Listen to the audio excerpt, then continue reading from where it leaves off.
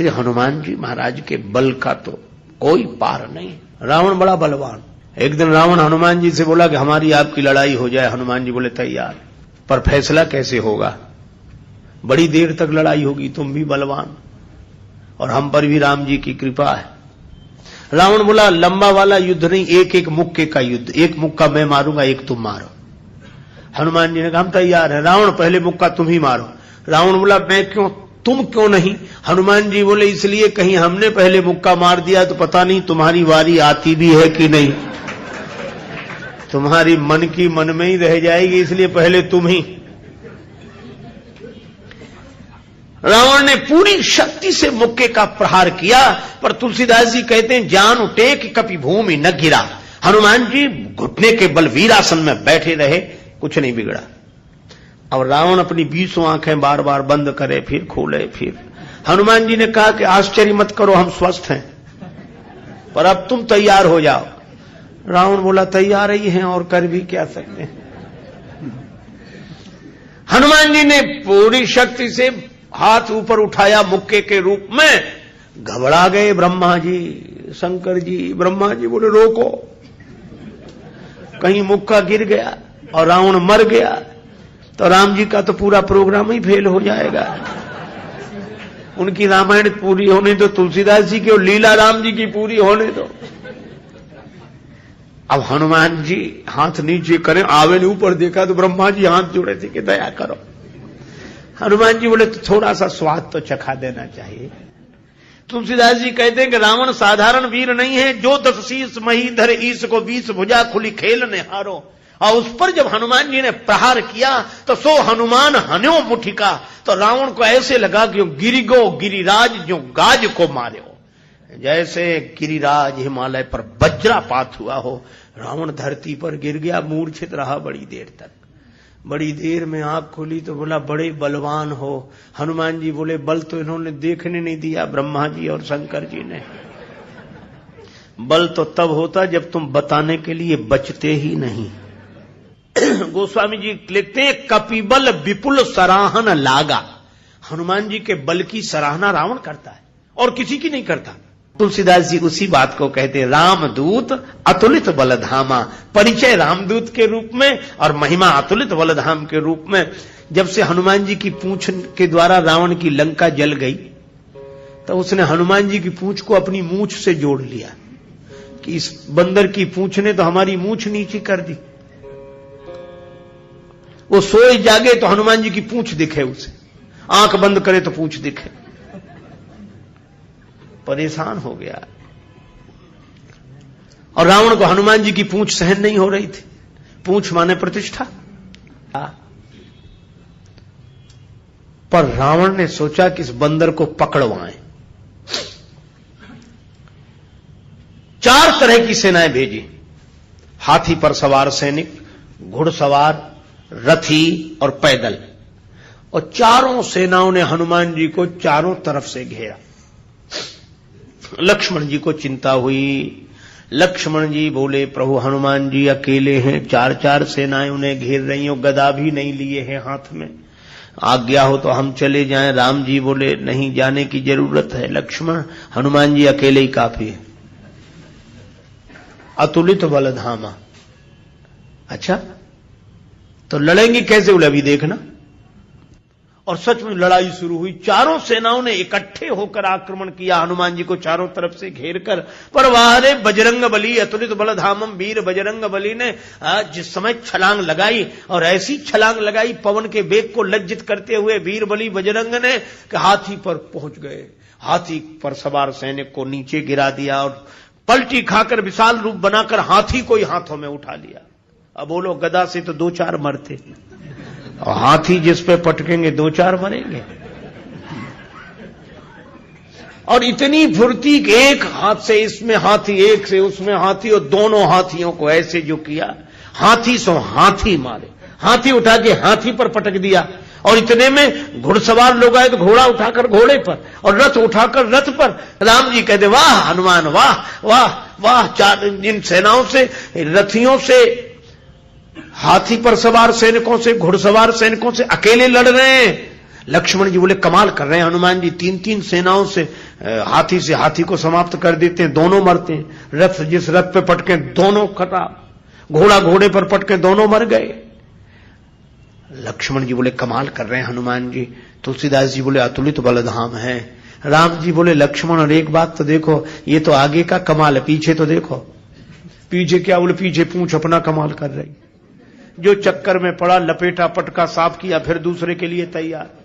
और पूंछ की लंबाई निश्चित हो तो आदमी सोचे कि इस एरिया मत जाना, खतरा है, पर ये पूंछ बढ़ भी जाए और घट भी जाए। कवितावली में रावण सोच रहा था सेनाएं इकट्ठी गई है तो बंदर को पकड़ के लाएंगी। एक बंदर 4 सेनाएं, न तो सेनाएं लौटी, संवाददाता लौटे, समाचार देने वाले। रावण ने कहा बंदर कहां है? संवाद देने वाले बोले बंदर तो वहीं। सेनाएं कहां? बोले साफ मर गई सेनाएं। हां, क्यों? कहा कि महाराज उस बंदर के सामने टिकना मुश्किल है, जो सामने गए टिके ही नहीं, जाते ही साफ हो गए। रावण बोला वो ना समझ थे जो सामने गए, सामने अगर नहीं टिक रहे थे तो पीछे से वार करते, चोर हमला करते, पीछे से पकड़ते। संवाददाता बोले नाराज मत होना, आगे वाले तो कुछ देर टिके भी, पीछे वाले तो उतनी देर भी नहीं टिके। कहा पीछे क्या गड़बड़ी होती थी? बोले पूंछ में लपेट कर। रावण बोला चुप, फिर वही पूंछ, मेरे सामने पूंछ का नाम मत लो। संवाददाता बोले नहीं ले रहे। रावण ने सोचा कि इस बार हम भेजेंगे, अमर सेना भेजेंगे। कवितावली में वर्णन है मरने वाली सेना नहीं, अमर सेना, मरेगी नहीं।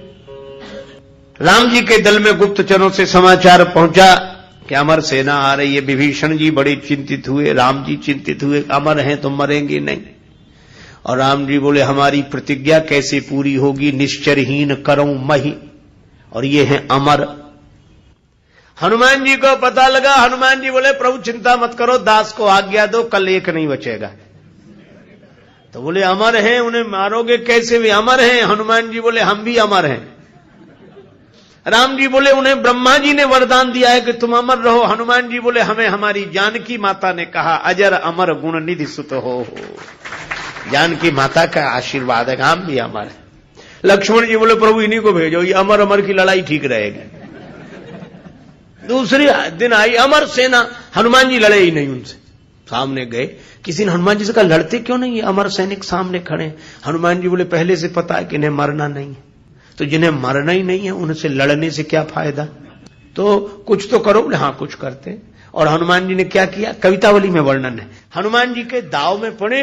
हनुमान जी ने बड़ी लंबी पूंछ बढ़ाई पूंछ और सबको इकट्ठे ही लपेटा, लूम लपेट, और पूंछ में लपेट कर आकाश निहारी के। अमर थे, बड़े घबरा गए।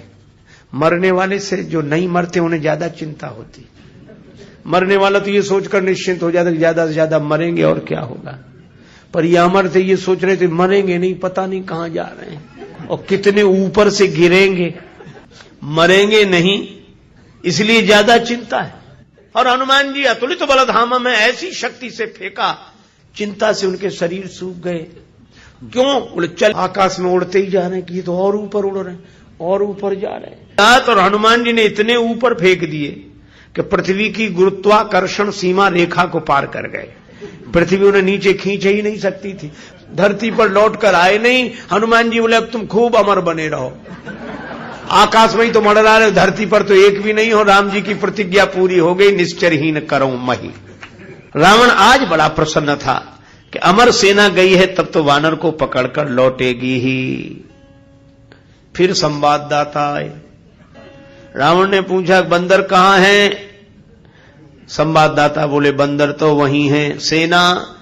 संवाददाता बोले ये कैसे कह दें कि मर गई, अमर थी तो मर तो नहीं गई पर गई, हमने जाते देखी, लौटकर आते नहीं देखी। तो कहा इतनी बड़ी सेना को आकाश में कैसे फेंक दिया? बोले फिर नाराज हो गया, पूंछ में लपेट कर। रावण बोला तुम लोग दूर चले जाओ, मैं सुनना नहीं चाहता पूंछ के बारे में कुछ। ठीक है ना सुन। रावण अकेले में सोचने लगा कि मैं भी तो जरा देखूं, यह काम अपने हाथ में लेता हूं, किसी को सौंपने से बात नहीं बनेगी। हनुमान जी रण प्रांगण में बैठे थे, रावण चुपके से गया पीछे से दबे पांव और उनकी पूंछ पकड़ी, 20 भुजाओं की ताकत लगाई कि पूंछ उखाड़ ही डालो। हनुमान जी लड़े नहीं। किसी ने कहा लड़ते क्यों नहीं? बोले सामने आता तो लड़ते, जो पीछे उससे क्या लड़े। तो कहा कुछ तो करो। रावण सोच रहा था कि हनुमान जी अब मुड़ेंगे और हमसे भिड़ेंगे, पर हनुमान जी न भिड़े न मुड़े, उड़े। ये तो उसको कल्पना नहीं थी कि ऐसा भी हो सकता है। उड़े उड़े बजरंग बली, और ऐसे उड़े। रावण पूंछ पकड़े था, जल्दी जल्दी में छोड़ नहीं सका। कल्पना होती तो छोड़ देता। और रावण पूंछ पकड़े था, हनुमान जी उड़े तो रावण भी लटक गया। पहले पूंछ छोड़ नहीं रहा था, अब छोड़ सकता नहीं था, अब तो पूंछ ही आधार था। हनुमान जी उड़ते ही जाए, उड़ते ही जाए। अब रावण ही कह रहा था कि हे शंकर भगवान, ये पूंछ कहीं टूट न जावे या हमारे हाथ से छूट न जावे। नहीं, हम तो कहीं के नहीं रहे, न धरती के न आसमान के। तुलसीदास जी बोले, रावण जिनके चरण पकड़ने चाहिए उन संतों की प्रतिष्ठा की पूंछ उखाड़ने की कोशिश करोगे तो कहीं के नहीं रहोगे, न धरती के न आसमान के। और हनुमान जी का कुछ नहीं बिगड़ा, आज तक कुछ नहीं बिगड़ा। इसीलिए हनुमान जी महाराज के बारे में तुलसीदास जी कहते हैं कि वे अभिमान शून्य हैं, उनका अपना अभिमान नहीं है और अभिमान है।